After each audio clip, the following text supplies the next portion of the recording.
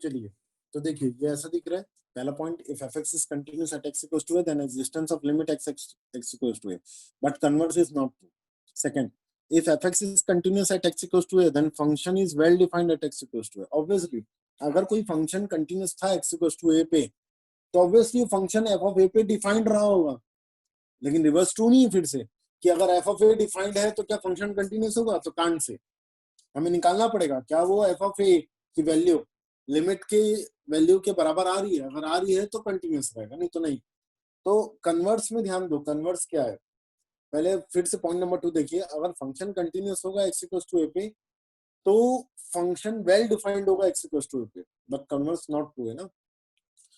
बहुत इंपॉर्टेंट चीज में आते हैं हम लोग। कंटिन्यूटी हमेशा बात करेंगे कंटिन्यूटी के बारे में, उसके डोमेन में।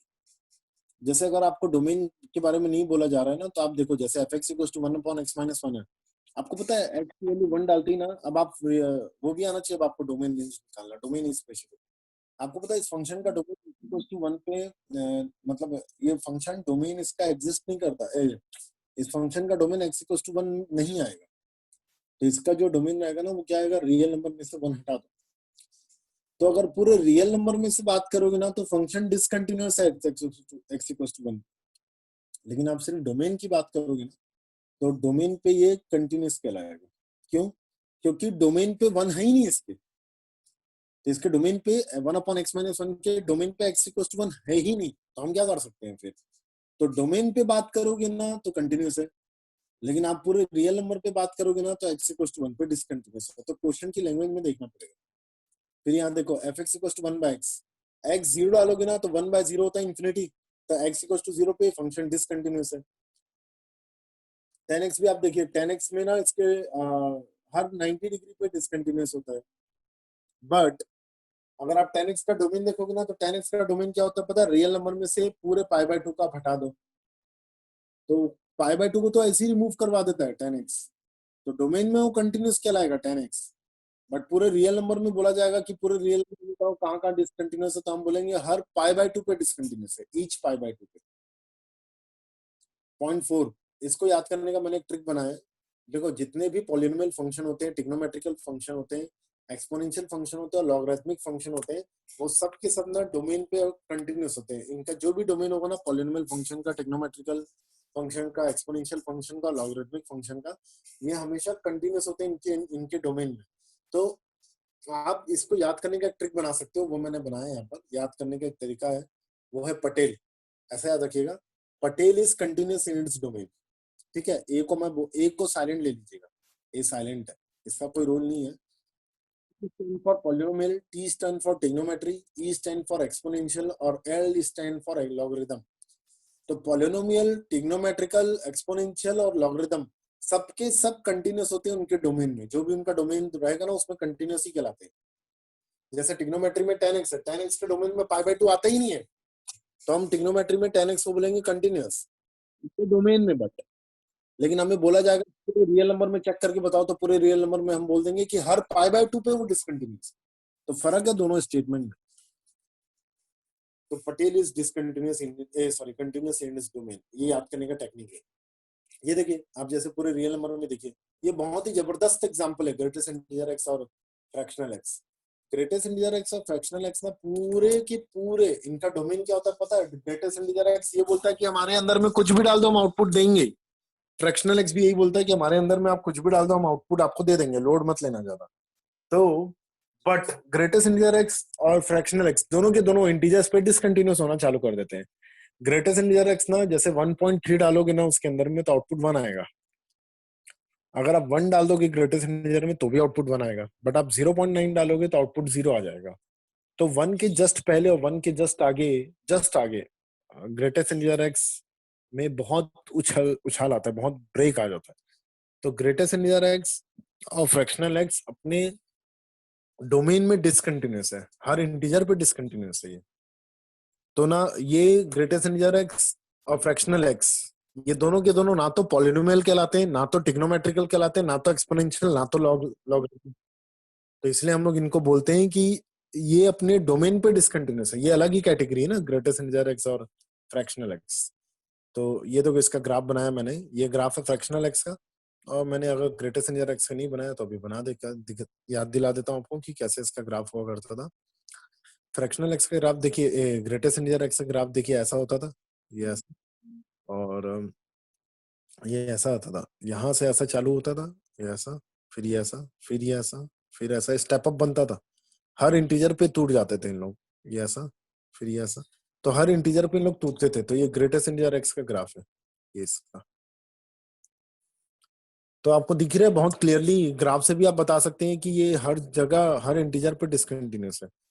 और आप ऐसे लॉजिकली भी बता सकते हैं कि एक्स की वैल्यू, आप कोई भी वैल्यू इंटीजर पुट कीजिए तो आपको आउटपुट ना सेम नहीं आएगा, ना उसके एलएचएल में ना आरएचएल में। फ्रैक्शनल एक्स के साथ भी यही है, ये लॉलीपॉप जैसा डायग्राम बनता था फ्रैक्शनल एक्स का। तो आप देख सकते हैं हर इंटीजर पे टूट रहा है, 0, 1, 2, 3, -1, हर जगह देखो ये टूटता हुआ दिख रहा है। तो ये भी डिसकंटिन्यूअस कहलाता है।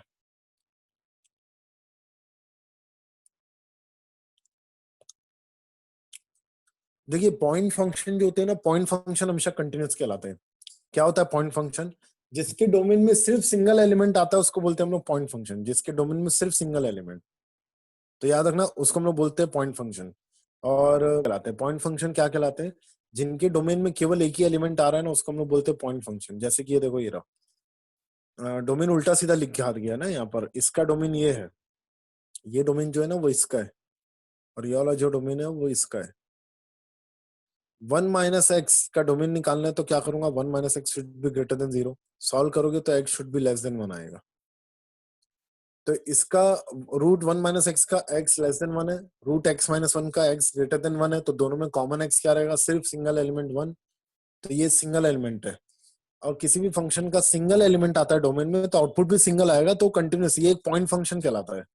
सिंगल पॉइंट आएगा तो उसको हम लोग कंटिन्यूस ही कहते हैं, वो कहीं ब्रेक ही नहीं होगा। सिमिलरली एक और एग्जांपल नीचे दिया हुआ है, √x + √(-x), सेम एग्जांपल है, सेम ही है पूरा।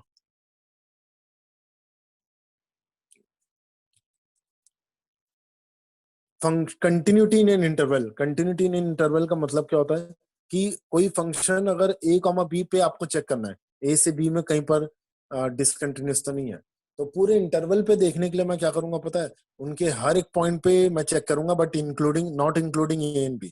तो a और b के बीच में अगर मैंने प्रूफ कर दिया कोई ऐसा पॉइंट जिसमें फंक्शन डिसकंटिन्यूस है, अगर मैंने प्रूफ कर दिया तो आपको पता है पूरा फंक्शन डिसकंटिन्यूस कहलाएगा a से b में।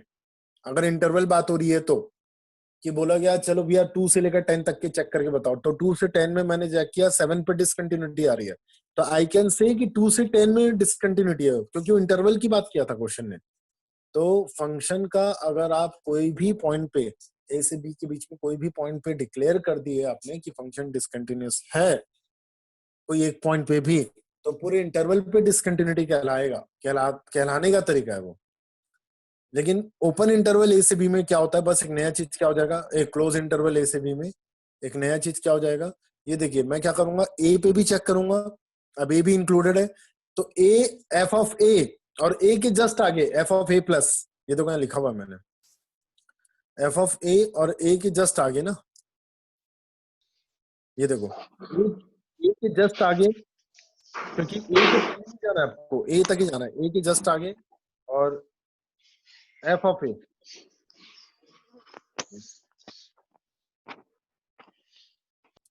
हाँ देखिए ए के जस्ट आगे और एफ ऑफ ए, अगर ये दोनों सेम आ रहा होगा, ठीक है, पहली बात ये दोनों सेम आना चाहिए। दूसरी बात, फिर से बाउंड्री में आता हूं मैं, ये रहा बाउंड्री, बी पे आप चेक करेंगे, बी तक जाना है तो बी के जस्ट पहले बी माइनस और एफ ऑफ बी, ये दोनों सेम आना चाहिए। इसके अलावा ए से बी के बीच में अगर कोई भी एक जगह पॉइंट, ये दोनों तो आनी चाहिए, आना चाहिए। ए के जस्ट आगे जिसको आरएचएल बोलूंगा, आरएचएल और एफ ऑफ ए सेम आना चाहिए। और बी पे आता हूं मैं, तो बी का एलएचएल और एफ ऑफ बी सेम आना चाहिए। इन स्पाइट ऑफ दिस, ए के बीच में अगर आपने कोई भी एक पॉइंट प्रूफ कर दिया कि डिसकंटिन्यूटी है, तो आपको पता है पूरे ओपन क्लोज इंटरवल ए से बी में भी डिसकंटिन्यूटी कहलाएगा। लेकिन अगर आपने ए से बी के बीच में प्रूफ करा कि हर जगह कंटिन्यूटी है, साथ ही साथ आपने ये प्रूफ कर दिया कि F of A plus F of A के बराबर है, F of B minus F of B के बराबर है, तो आपको पता है पूरा क्लोज इंटरवल ए से बी में डिसकंटिन्यूटी कहलाएगा। ऐसे ऐसे क्वेश्चंस आएंगे तब आपको मैं समझाऊंगा कि कैसे डील करना है, कंटिन्यू करेंगे हम लोग। ठीक है, तो चलिए मिलते हैं फिर नेक्स्ट क्लास में।